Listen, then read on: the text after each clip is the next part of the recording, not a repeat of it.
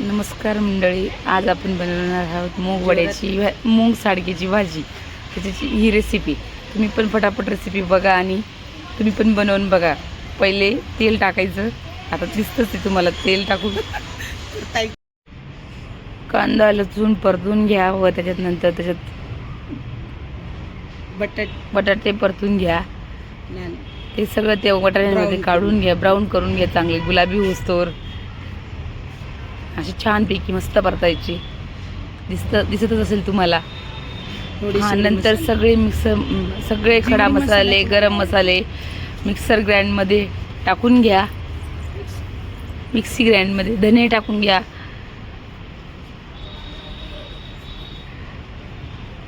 थोडं पाणी घालायचं, अगदी लागतं तेवढं.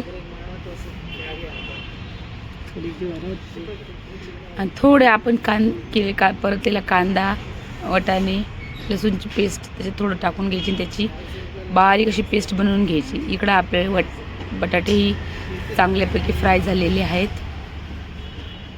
गाडी पॉलिश करून घ्यायची. आता त्याच्यात आपण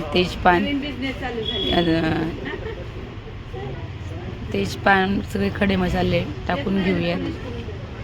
गरम आणि चांगलं एकजीव करून घेऊयात.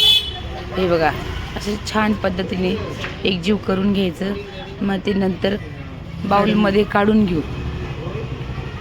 हां, हे बघा, त्याच पेस्ट भाजलेल्या कांद्यामध्ये आता आपण ते सांडगे आहेत ना मुगाचे, ते सांडगेचे तुकडे करून थोडेसे ते चांगलं तेलात फ्राय करून घेऊयात हलक्या हाताने.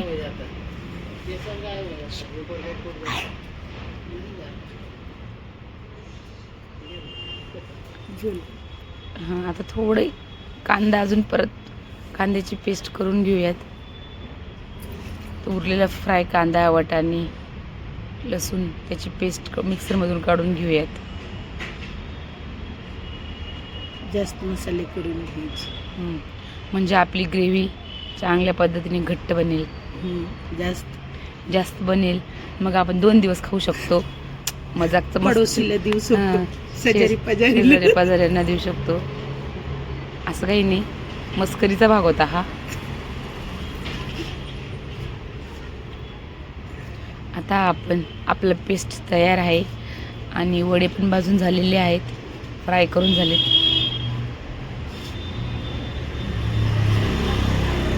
हे बघा, आपले वाटाणे मस्तपैकी एकजीव करून घेतलेत आपण.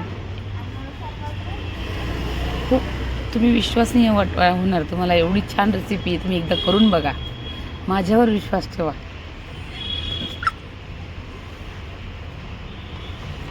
करून खाऊन मग मला कमेंट्स बॉक्समध्ये सांगा की टेस्ट झाली होती.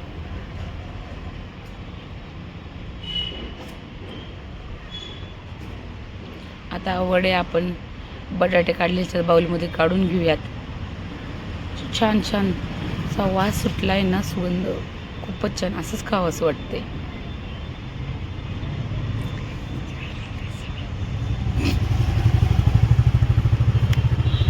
खूप मस्त येतोय वास. परत कढईमध्ये तेल टाकू.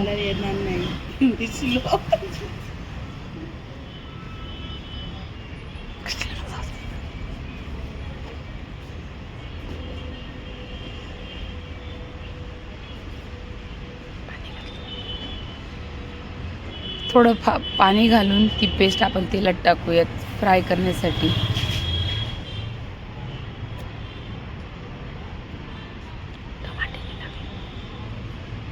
टाकायचे, टमाटे पण बारीक करून घ्यायची.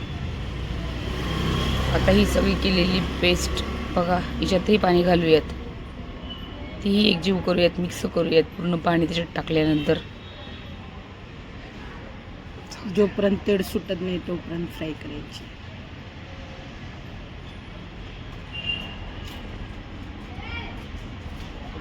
थोडे टमाटो बारीक करायचे, थोडे टमाटे आपण टाकू शकतो. थोडे टमाटे बारीक कापून टाकावे व थोडेसे टाकायचे आणि थोडी पेस्ट करून टाकायची. आता ही सगळी पेस्ट आपण कढईमध्ये होतूयात. आलं का नाही तोंडाला पाणी बघून?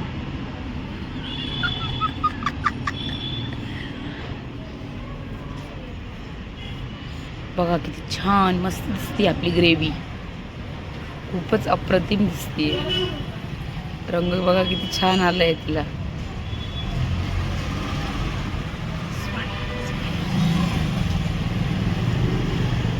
आता आपण हे 4 कट केलेले टमाटे, एका टमाट्याचे 4 फोडी केलेल्या अशा पद्धतीने 2-3 टमाटे कट करून तसेच ग्रेव्हीमध्ये टाकून घेऊयात. थोडी टमाट्याची गिरवी पण करायची.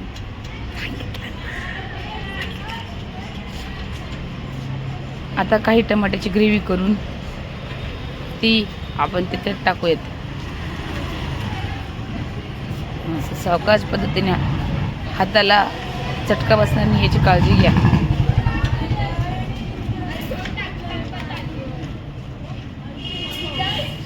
बघा खूपच अप्रतिम दिसते आपली ग्रेव्ही. छान वास येते. आता आपले वाटाणे, बटाटे व ते फ्राय केलेले सांडगे ग्रेव्हीमध्ये टाकून घेऊयात. चांगलं खालीवरती चाळून घेऊयात. एकजीव करून घेऊ.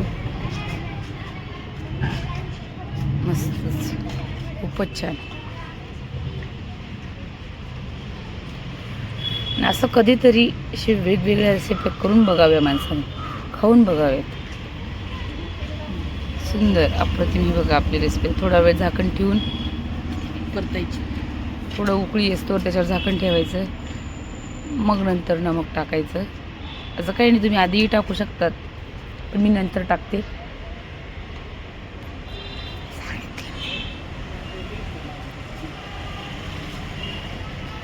आता आपली भाजी रेडी आहे. त्याच्यावर मस्त हिरवीगार अशी कोशिंबीर बारीक कट करून गार्निश करायची आणि भाजी खाण्यासाठी तयार आहे. पडोसी आणि पडोसींना वाटण्यासाठी, शेजाऱ्यांना वाटण्यासाठी तयार आहे. आता पातेल्यामध्ये ज्याला हवी असेल त्यांनी डबे घेऊन पळतच या. नाही, डबे भरायला लागले. आता भरून टाकू सगळ्यांना द्यायचं. आता आपण एकटे कसं खायचं ना, म्हणून आपण आपल्या शेजाऱ्यांनाही थोडी थोडी भाजी देऊयात.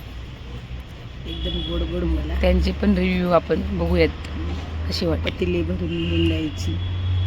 जरा जास्तच देऊया, 2 दिवस खातील असं.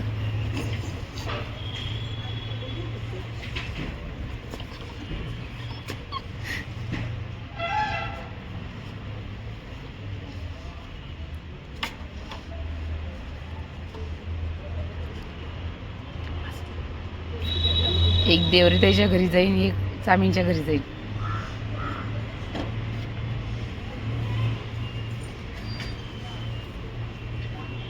आता तोंडाला पाणी आले का नाही बघा भाजी बघून तुमच्या तोंडाला पाणी आलं की नाही. मस्त आहे ना भाजी. तर नक्की ट्राय करा आणि मला कमेंट करून सांगा.